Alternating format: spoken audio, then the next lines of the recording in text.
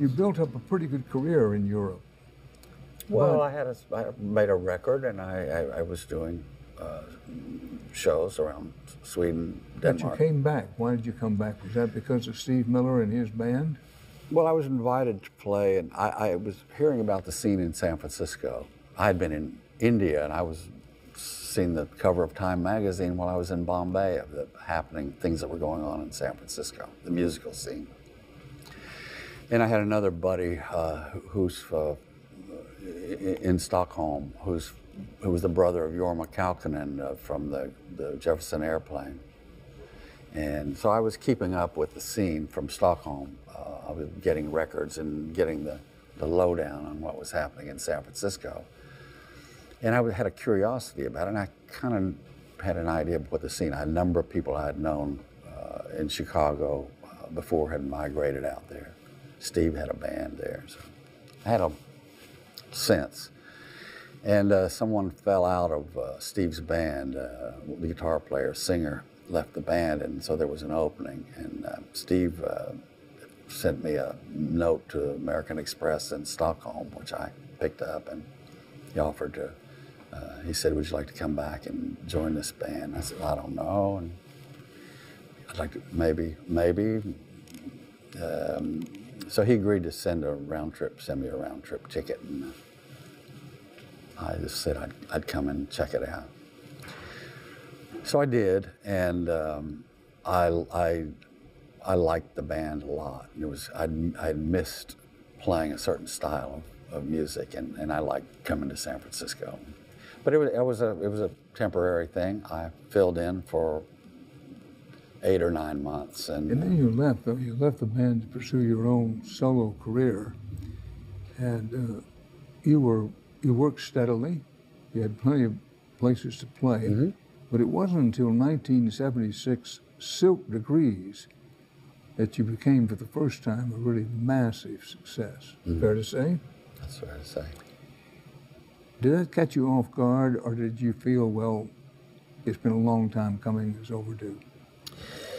It was just one in a series of records to me. I had been on Columbia Records. I'd been on Atlantic Records. I had made 4 or 5 records with Columbia Records, which was the biggest record company in the world at that time. And I was selling decent numbers of records. They don't keep you around unless you're earning your keep in those contracts. Right. So I was traveling a lot and making those records, and like most people, I believed mightily in what I was doing, and every record I made I believed was something that the world just had to hear if it was going to make another revolution. But that big breakthrough hadn't happened. But my career was growing, and it was steady, and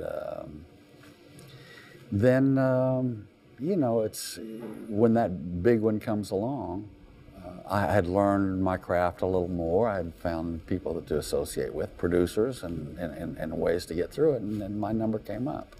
Your number came up, and then fairly quickly after that, you were opening for what? The Eagles, Elton John, Beach Boys. Mm-hmm. You're now really in the big time. Yeah, we're in arenas, and I've got 4 hits under my belt, and 150 weeks or so on the charts, and yeah.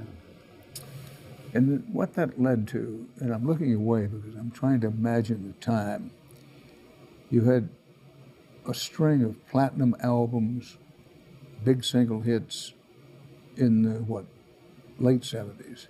But 75 through 80, yeah. But then in 1980, you walked out of the spotlight. You basically walked away and took an 8-year hiatus. Mm-hmm. Why? In 1980, I did a world tour. I had released an album, and I had a greatest hits album, and the demands on my time were nonstop. And I knew I had to take some time off. I've worked 7 days a week for 10 years, it seems, and I you know, there were breaks here and there. But now I'm married. I have 2 small children, and I needed to take a break. And the break was, I think I was thinking I need 6 weeks or 6 months off. And I've likened it to when you jump off that high rolling, powerful career that's rolling down the road, and you get away from it, you become a little more objective about it. You go through some change. You worked hard to do what you do, but then again, there are other things calling. I had a personal life that was calling with my children. I had a marriage that was failing. I had personal things to attend to. And I went into that civilian life, that alternative life that I had not been giving full attention to. You describe this period as like jumping off a moving train. Well, that's it. I was going to try to get away from the cliche because I've used it before, but it was like jumping off a fast-moving train.